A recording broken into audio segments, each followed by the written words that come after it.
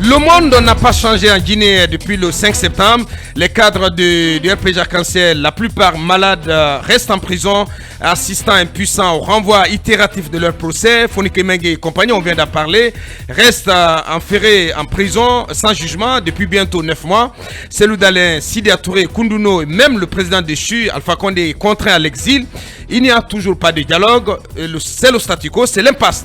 Et c'est dans ce contexte que on vous l'annonçait que la secrétaire d'État française auprès de l'Europe, auprès de la ministre de l'Europe, elle est chargée du développement de la francophonie et des partenaires internationaux, confère ce jeudi avec une délégation des forces vives de Guinée. Cabinet, on s'intéresse à ce sujet. Cela avait été déjà annoncé dans un communiqué du Quai d'Orsay. Cette rencontre qui aura lieu tout à l'heure à la résidence de l'ambassadeur de France à Conakry. Je posais la question à l'occasion de ce séjour, de cette rencontre ou de tout son séjour globalement. Quel message la France voudra-t-elle passer à la junte à travers donc le séjour de Madame Zakharopoulou?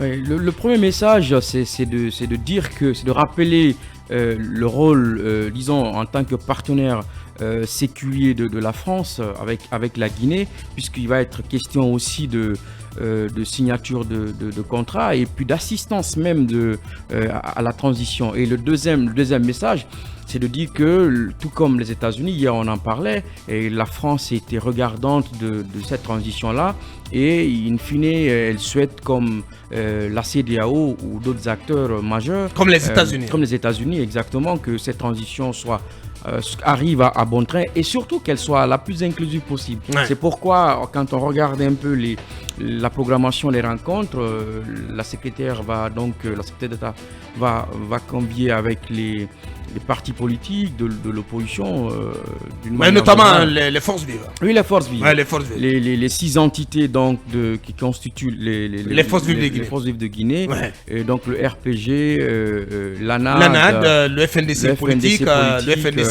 société civile. Exactement, les forces. Le FPP. Exactement. Et les forces sociales de Guinée. De Abdoul Sako. D'Abdoul Sako, exactement. Ouais. Alors, est-ce que on s'attend à ce qu'elle fasse bouger les lignes parce qu'on sait que la médiation des religieux aujourd'hui est dans le dur. Le mois de Ramadan qui est censé être mis à profit pour faire bouger les lignes prend fin aujourd'hui ou demain. Rien de fondamental n'a été obtenu, Mamadouri. Oui, on s'attend à ce qu'elle fasse bouger la ligne, ou les lignes, je parle de cette mission bien entendu.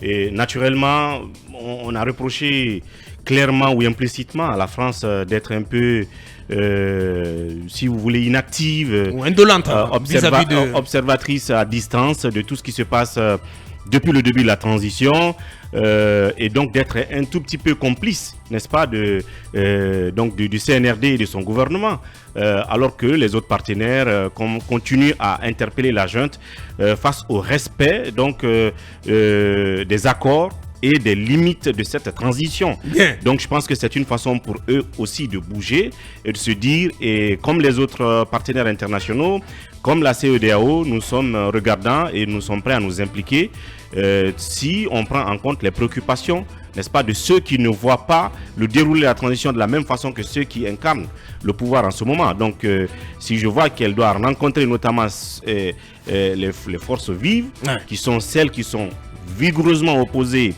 à l'actuelle tenue de la transition, ouais, ça veut dire qu'ils veulent prendre le pouls de la situation, savoir quels sont leurs griefs et ouais, peut-être passer du côté du CNRD aussi pour les convaincre à ce que les choses aillent vite. Si cela peut donc faciliter les choses, ouais, eh bien c'est tant mieux. Tant mieux.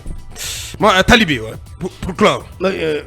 Si en tout cas mes souvenirs sont bons, c'est la première visite d'un membre du gouvernement français, ouais, en Guinée depuis le 5 septembre. Ouais.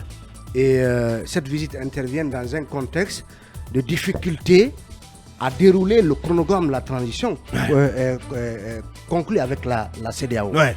On imagine que cet émissaire de la France va bien évidemment évoquer avec le colonel Mamadi Doumbouya, avec, ouais, les autorités guinéennes, ouais, la question de la relation difficile entre la Guinée et la CEDEAO, en rappelant le caractère subsidiaire de toutes les décisions que la CEDEAO prend justement, et inviter la Guinée à faire bon ménage avec la CEDEAO, Oui. certainement, Ouais. dans le cadre justement du respect de la transition. Ouais. Mais la question Talibé, est-ce que à travers elle, la France est-elle à même de passer un message de vérité à la junte? Absolument. Oui, c'est la question. J'imagine Parce qu'on parce on a vu que les États-Unis ne passent pas par 4 chemins pour faire entendre leur voix en ce qui concerne la conduite de la transition.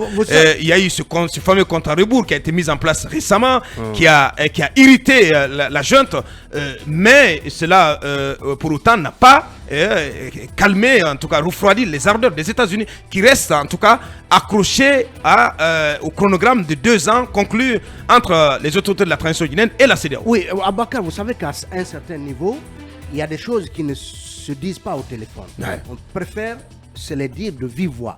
Lors des différents entretiens, cette dame va certainement transmettre le message de la l'Élysée, France peut-être, ouais. par rapport au respect du chronogramme, mais aussi à Abakar, par rapport au dialogue.